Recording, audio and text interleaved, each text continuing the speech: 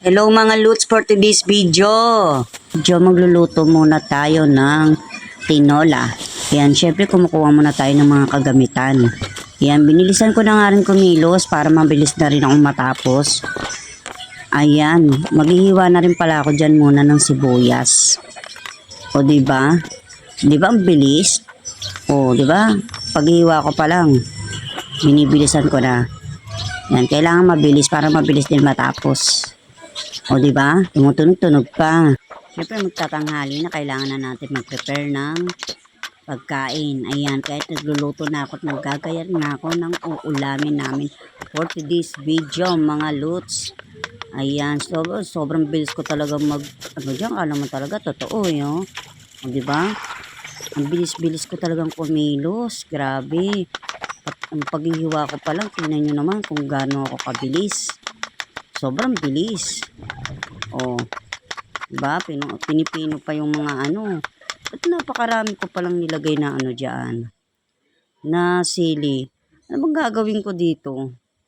Ay, sa tingin ko parang di ako magtitinola. Nagkamali ako mga Lutz. Pasensya na kayo.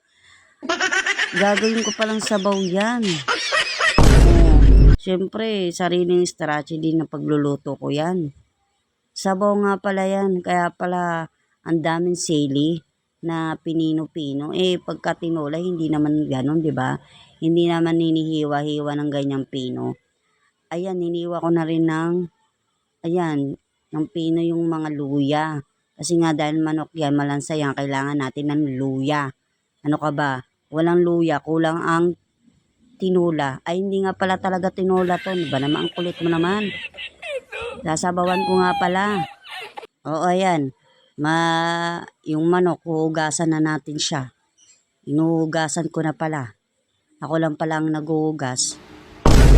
Isa-isay natin yan. Lilinisan ko nga pala ng maayos yan. Ayan. Siyempre, hindi basta-basta na paghuhugas yan, talagang hugasan ko siya ng maigi. Kasi alam nyo ba na pakukuluan ko na siya mismo sa mineral. Ayan, para matanggal yung ano niya, yung dugo niya. Tapos, syempre, hinugasan natin siya ng maigi. Yung pinakasabaw niya, syempre, hindi ko yung tatapon. Yun pala yung gagawin kong sabaw. Yun. Ano ka ba? Ayan. Gagawin natin yung sabaw. Kaya, magmumukha rin pa rin siyang tinola. Kasi nga, yung asawa ko, kapag ka nagluluto ako ng tinola, wala din. Useless din, pinapiprito niya rin sa akin yung manok. Kaya, ganito na lang strategy na ginawa ko para mumukha pa rin siyang tinolang manok na may prito. Ayan.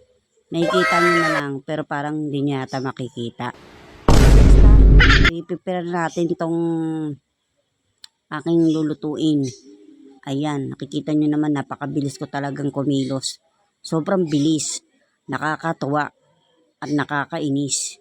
Bala kayo dyan, basta. So, ayan na nga. Ayan, nakikita nyo naman. O, napakabilis ko talagang kumilos dyan, o. Talagang nililinis ko talaga ng maigi tong manok na to. Ayan.